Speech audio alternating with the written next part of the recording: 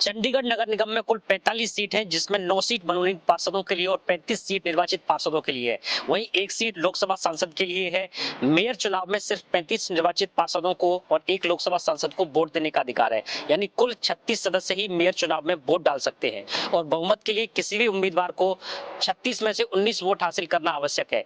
वर्तमान में चंडीगढ़ नगर निगम में बीजेपी के 14 पार्षद हैं, आम आदमी पार्टी के 13 पार्षद हैं, कांग्रेस के 7 पार्षद हैं, वहीं श्रोमणी अकाली दल का 1 पार्षद है। चंडीगढ़ मेयर चुनाव में बीजेपी की तरफ से मनोज सोनकर प्रत्याशी थे, आम आदमी पार्टी की तरफ से कुलदीप व कांग्रेस की तरफ से जसवीर सिंह बंटी प्रत्याशी थे। 18 जनवरी को चंडीगढ़ मेयर चुनाव होना प्रस्तावित था, लेकिन चुनाव से ठीक पहले 16 जनवरी को आम आदमी पार्टी और कांग्रेस ने मेयर चुनाव गठबंधन में लड़ने की घोषणा की और कांग्रेस ने अपने मेयर प्रत्याशी जसवीर सिंह बंटी का नामांकन वापस लेकर आपके प्रत्याशी कुलदीप टीटा को समर्थन दे दिया। इन दोनों दलों यानी कांग्रेस और आम आदमी पार्टी के पार्षदों की कुल संख्या 20 है। इसलिए यह तय माना जा रहा था कि आम आदमी पार्टी और कांग्रेस के गठबंधन की तरफ से आपके प्रत्याशी कुलदीप टीटा ही चंडीगढ़ मेयर का चुनाव जीतेंगे। लेकिन 18 जनवरी को होने वाले मेयर चुनाव को मतदान से आधा घंटे पहले प्रिसाइडिंग ऑफिसर की तबीयत खराब होने का कारण बताते हुए कैंसिल कर दिया गया और चुनाव को 6 फरवरी तक स्थगित कर दिया, जिसके खिलाफ आम आदमी पार्टी के प्रत्याशी कुलदीप टीटा ने पंजाब हरियाणा हाई कोर्ट में याचिका लगाई। हाई कोर्ट ने याचिका को स्वीकार करते हुए सुनवाई की और प्रशासन को 30 जनवरी को मेयर चुनाव संपन्न कराने का आदेश दिया। आज हाई कोर्ट के आदेश पर चंडीगढ़ मेयर का चुनाव संपन्न हुआ, जिसमें बीजेपी के प्रत्याशी मनोज सोनकर ने 16 वोट हासिल कर जीत दर्ज की। माना जा रहा है कि मनोज सोनकर को 14 वोट बीजेपी पार्षदों के, 1 वोट श्रोमणी अकाली दल और 1 वोट सांसद किरण खेर का मिला। वहीं कांग्रेस द्वारा समर्थित आम आदमी पार्टी के प्रत्याशी कुलदीप को मात्र 12 वोट मिले, जबकि 8 वोट इनवैलिड घोषित किए गए।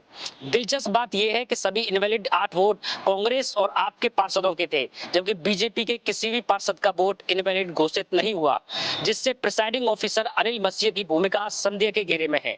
ये आम बात है कि किसी भी चुनाव में कुछ वोट इनवैलिड हो सकते हैं, लेकिन सबसे बड़ा सवाल यही है कि सभी इनवैलिड वोट विपक्ष के ही क्यों?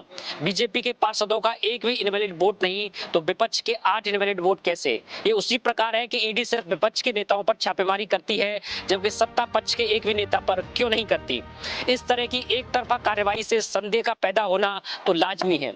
नियमों के मुताबिक जब भी किसी सदस्य का वोट इनवैलिड घोषित किया जाता है, तो बैलेट पेपर को दोनों पार्टियों के इलेक्शन एजेंट और वहां उपस्थित डिप्टी कमिश्नर्स को दिखाया जाता है और उनकी सहमति के बाद ही वोट को इनवैलिड घोषित किया जाता है। साथ ही कोई आपत्ति होने की स्थिति में उनकी आपत्ति का उचित समाधान किया जाता है। लेकिन आम आदमी पार्टी ने आरोप लगाया है कि प्रिसाइडिंग ऑफिसर अनिल मसीह ने गैर कानूनी तरीके से वोटों को इनवैलिड घोषित किया है।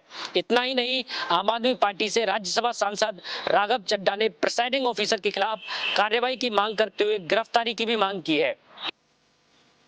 मैं अनिल मसीह, जो भारतीय जनता पार्टी के माइनॉरिटी विंग के पदाधिकारी हैं और आज के प्रिसाइडिंग अफसर हैं, उनके खिलाफ कार्रवाई की मांग करता हूं।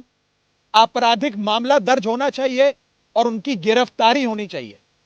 ऐसे लोग और ऐसी पार्टियां जो हमारे देश की लोकतंत्र की सरेआम हत्या कर रहे हैं, उन लोगों को बाहर रहने की कोई आवश्यकता नहीं है। उन लोगों की सही जगह जेल है, उन लोगों को जेल होनी चाहिए।